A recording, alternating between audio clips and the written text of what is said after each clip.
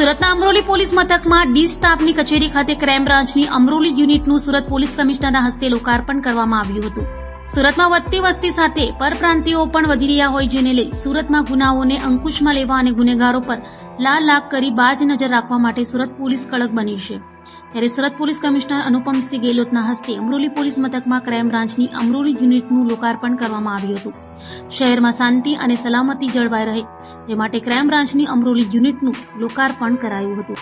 તો શહેરના લગભગ એકદમ અમારા આઉટર વિસ્તારમાં આવે છે. ઝડપથી એના ગ્રોથ થઈ રહી છે. આપણા ગ્રામીણ વિસ્તારના એરિયા બી ખૂબ ઝડપથી વિકાસ થાય છે. તો શહેર સાથે જો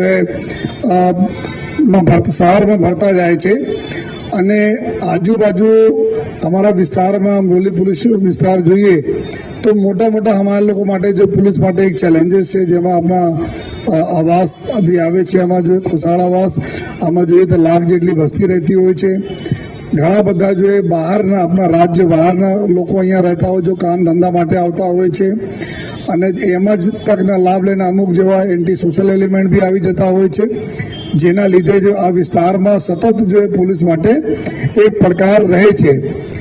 આ સિવાય પણ આ વિસ્તારના આજુબાજુ આપણા જોઈએ તો સીધા હાઈવે જવા માટે, નેશનલ હાઈવે જવા માટેનો વિસ્તાર છે, આપણા ઓલપાડ જવા માટેનો વિસ્તાર છે અને ઘણા બધા ગામડા બી અત્યારે તમે જુઓ તો રૂરલ એરિયા ગ્રામ વિસ્તારમાંથી પોલીસમાં શહેર પોલીસમાં મળવામાં પણ આવેલા છે. અને તમે અહીંયા તો જુઓ તો જો પોલીસ કમિશનર કચેરી છે, આ કચેરી તો લગભગ અગર તમે કન્ટિન્યુઅસ ચાલો 40-45 મિનિટ જેટલા લાગી જાય છે અહીંયા પહોંચતા જોઈએ. અને ક્રાઇમ બ્રાન્ચના ઓફિસર બી દેખો તો અડધો કલાક વધુ સમય લાગે છે અહીંયા આવતા જોઈએ. તો આ બધાને ધ્યાનમાં રાખીને શહેરમાં જો અત્યારે સુરત શહેર પોલીસ તરફથી અમુક જો ચેન્જીસ કરવામાં આવી રહ્યા છે, આ ચેન્જીસના હિસાબથી સૌપ્રથમ પાંડેસરા ખાતે એક ક્રાઇમ બ્રાન્ચના યુનિટ ચાલુ કરવામાં આવી હતી જોઈએ. અને આ યુનિટથી જો પાંડેસરા જીઆઈડીસી અને આજુબાજુના વિસ્તારોમાં ઘણી બધી જો આ ગુનાહિત પ્રવૃત્તિમાં રાહત થઈ. એન્ટી સોશિયલ એલિમેન્ટ્સ, લુખ્ખા લફંગાઓના ઉપર કંટ્રોલ કરવામાં બહુ મદદ મળી. કેમ કે આ લોકલ પોલીસ સાથે સંકળાયેલ આમાં સંકલનમાં આ બધી યુનિટ કામ કરે છે.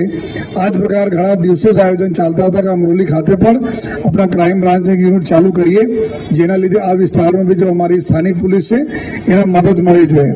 તો આજથી ચાલુ થયા છે. એના માટે સર્વપ્રથમ હું ક્રાઇમ બ્રાન્ચના જેસીપી શ્રી રાઘવેન્દ્ર વત્સ, ડીસીપી ભાવેશ રોજિયા, પીઆઈ મોદી અને આખી એના ટીમને જોઈએ ખૂબ ખૂબ અભિનંદન આપું છું. સાથે સાથ જે પર્પઝથી આ ચોકી અહીંયા બ્રાન્ચ અમારી ચાલુ કરવામાં આવી છે, આ પર્પઝ બી સોલ્વ થવા જોઈએ.